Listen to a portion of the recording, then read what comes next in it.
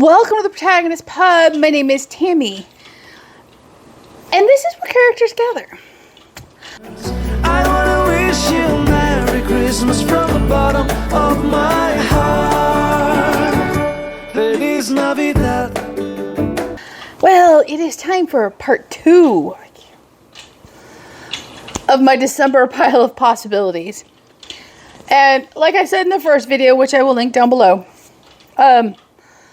this barely scratches the surface. Barely scratches the surface of all the books hidden on my e-readers. And do not know how I got so many Christmas, winter books. It is not a subgenre I generally gravitate towards. And yet somehow I have what I consider a shocking amount. So these are the ones I am most interested in for 2024. Does not mean these are going to be all read. Doesn't mean I'm not going to dip my toe into other ones. But if I talk about them, they're the ones I'm most likely to pick up. This accepts Ornamental Grace, which I put in the first video. I'm definitely reading that one. At the end of this video, I'm going to put the other covers I am most drawn to this year. And I will put if they are available on Kindle Unlimited. Some of them are absolutely Kindle Unlimited books.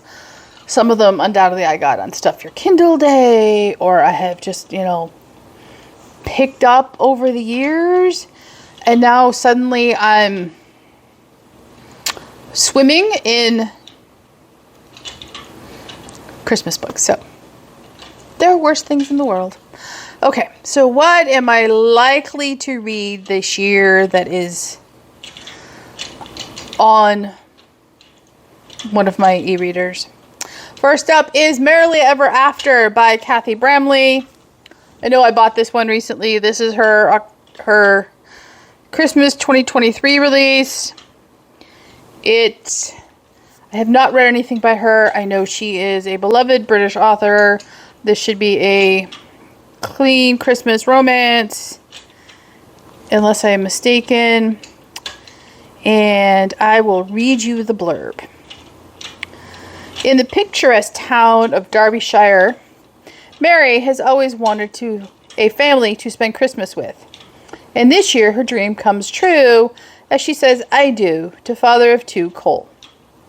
But as she juggles worries about her business, last-minute wedding planning, and 2 new children in her life, Mary is stretched to the breaking point. Meanwhile, only a few miles away, Emily is desperately waiting for a new year to begin. Her father, Ray's dementia is worsening, and she is struggling to care for him alone while holding down a job. When Ray moves into a residential home, she discovers a photograph in his belongings that has potential to change everything.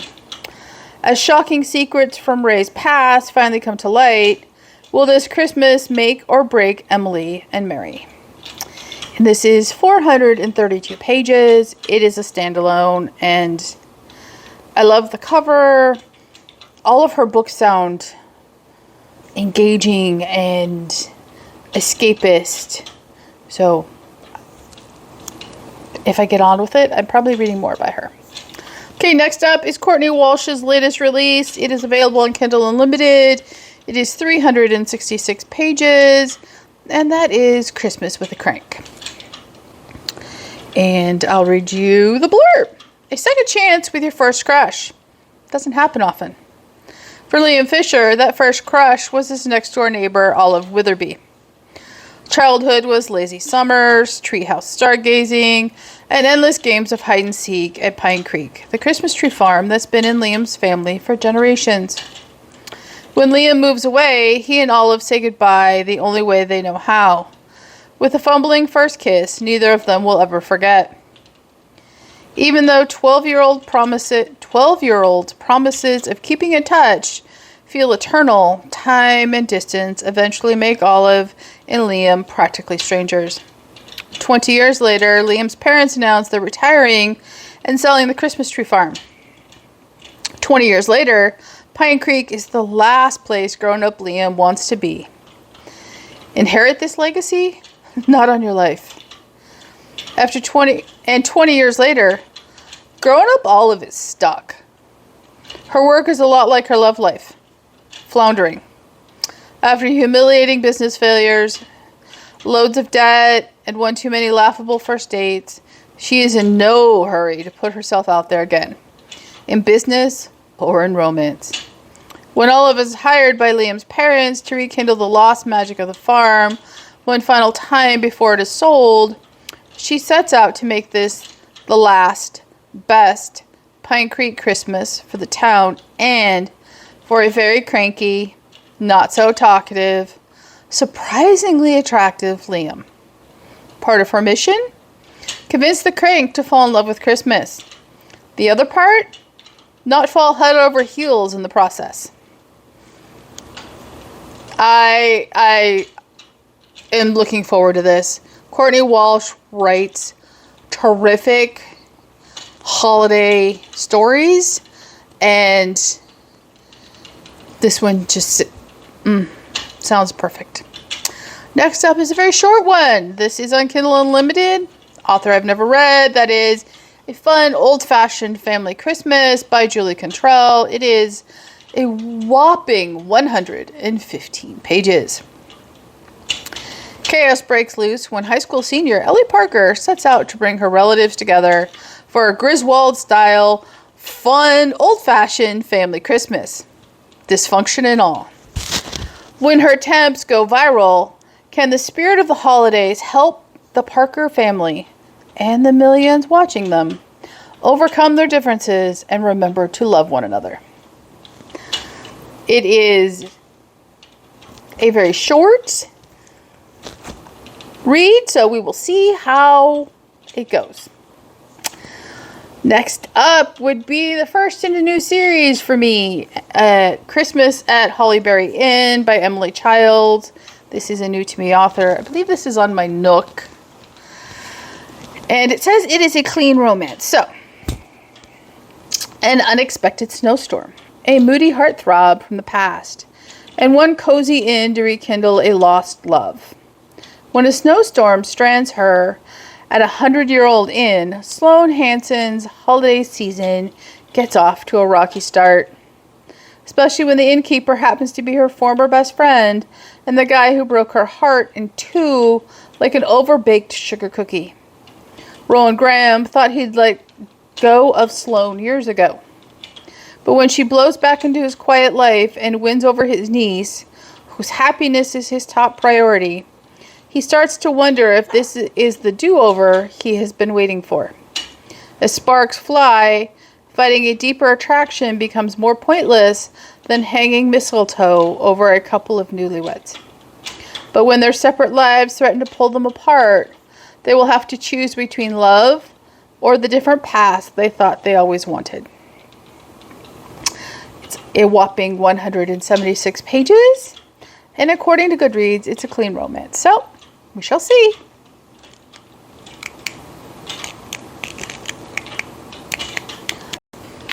Next up is a cozy mystery, and I hope this cozy mystery works for me.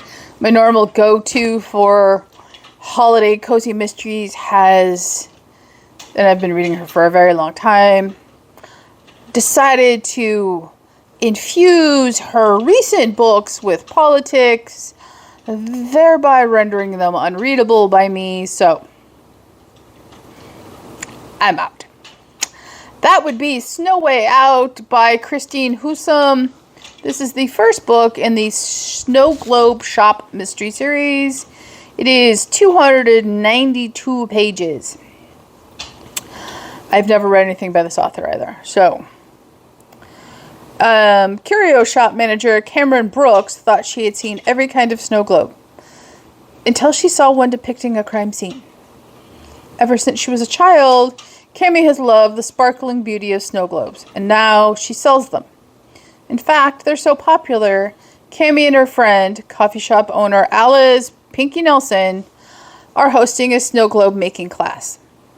After the flurry of activity has ended and everyone has gone off with their own handmade snow globes, Cami spots a new globe left behind on a shelf, featuring an odd tableau: a man sleeping on a park bench.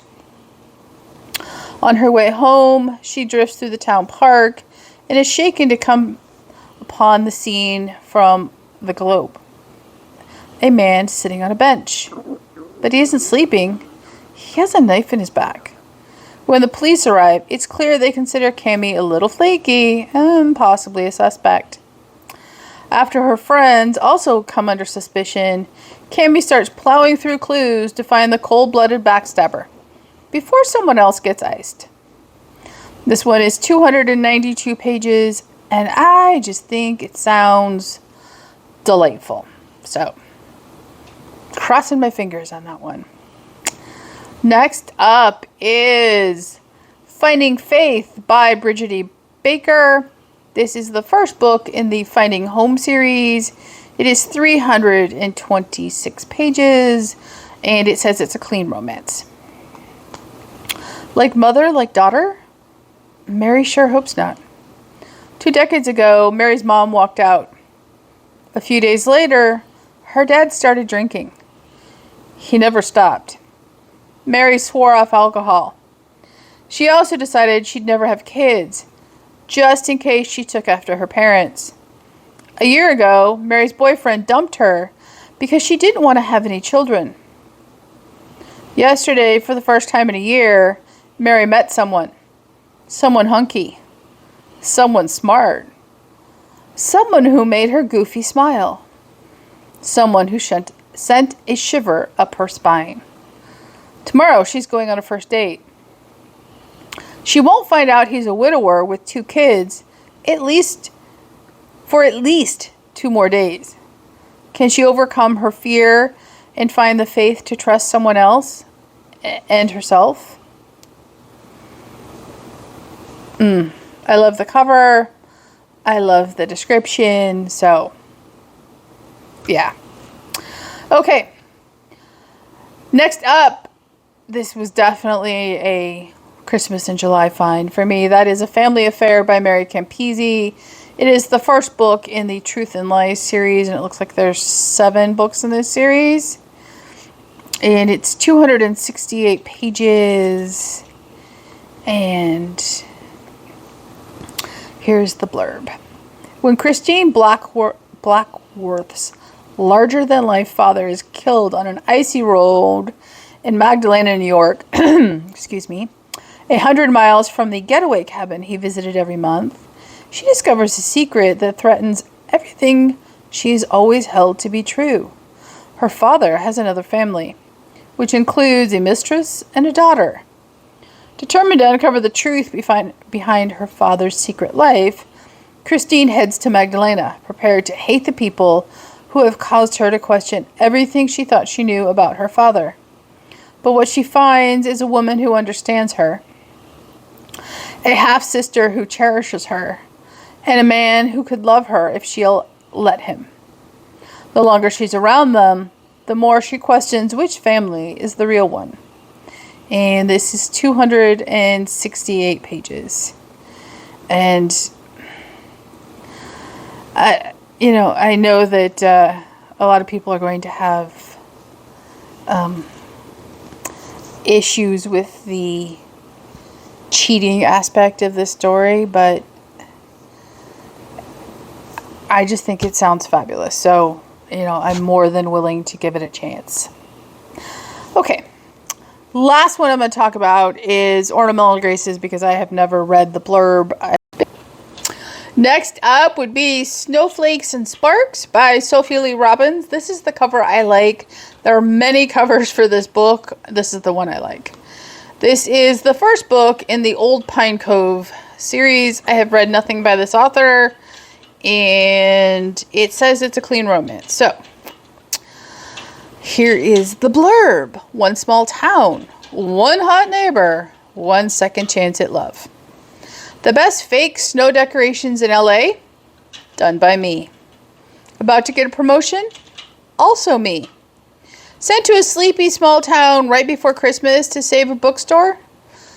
Unfortunately, me again. Old Pine Cove was the one place on earth I had sworn I'd never return to. Then my boss asked me to manage one of our bookstores there. I wanted to tell her no way, but that would definitely lower my chances of being promoted once I returned to LA. So I sucked it up. Besides, it was only supposed to be temporary. What could possibly go wrong? Gosh, how naive of me. Alex Denverton opening the door with that smoldering look of his, that's what went wrong. It had been 10 years since I crashed his truck and made a run for it. And now he was back in my life. How was I supposed to focus on work knowing he was right next door? And why did I ever agree to organize the annual winter walk with him? One thing was certain though, if I wanted to have a magical Christmas, I couldn't ask Santa to make it happen. It was up to me to decide. Go big or go home. It just sounds like fun. So that is a must. And it is 242 pages. Again, it's not a huge time investment. Next up is Amanda's favorite author. That would be Rescued by the Hero by Mandy Blake. This is the first book in the Heroes of Freedom Ridge series. It's a whopping 232 pages. And I will read you the blurb. The hardest part about this fake relationship is hiding it from her brother, especially when it doesn't feel fake. Joanna Drake can't wait to escape to Freedom Ridge for the holidays. She needs to put hundreds of miles between her and her creepy coworker, who won't seem to take no for an answer. When she runs into her brother's best friend at the ski resort, every relationship gets complicated. Aidan Clark is shocked to find out that his best friend brought his little sister along on vacation, especially when he finds himself interested in getting to know her. When she asks him to play along as her boyfriend to ward off an unwanted pursuer, he wholeheartedly agrees despite his friend's warnings to stay away from her. Between hiding their fake relationship from her brother and flaunting it in front of her pursuer, Aiden and Joanna find themselves wishing the relationship was as real as it seems under the mistletoe. When the ruse is exposed and Joanna is in danger, Aiden will have to put it all on the line to bring her home. Sounds like a complicated story for 232 pages, but I know Amanda loved it, so I'm going to give it a chance. I realized as I was doing this video. So I'm going to read you the blurb for Ornamental Graces. It is on Kindle Unlimited. It is 366 pages. And this is obviously a Catholic fiction. After his duplicitous girlfriend left, Dan Malone spent 6 months in a tailspin of despair and destruction, emotional, physical, and spiritual. Just when his life seems to be back on track, he meets Emily Kowalski, younger sister of his new best friend. Emily's the kind of girl he'd always dreamed of, sweet, smart, and sincere. But he's made a mess of his life and ruined his chances for earning the love and trust of a woman like her. Could Dan be the man Emily's been waiting for? How could he be when every time they get close, he pulls away? And will he ever be free from his shady past and the ex-girlfriend who refuses to stay there? I trust Carolyn immensely, so I am looking forward to this one.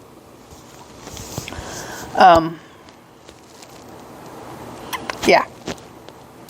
And if you need a Catholic fiction recommendation for a Christmas book other than Ornamental Graces, I highly recommend Honorable Intentions by Angie Sue Dobbs.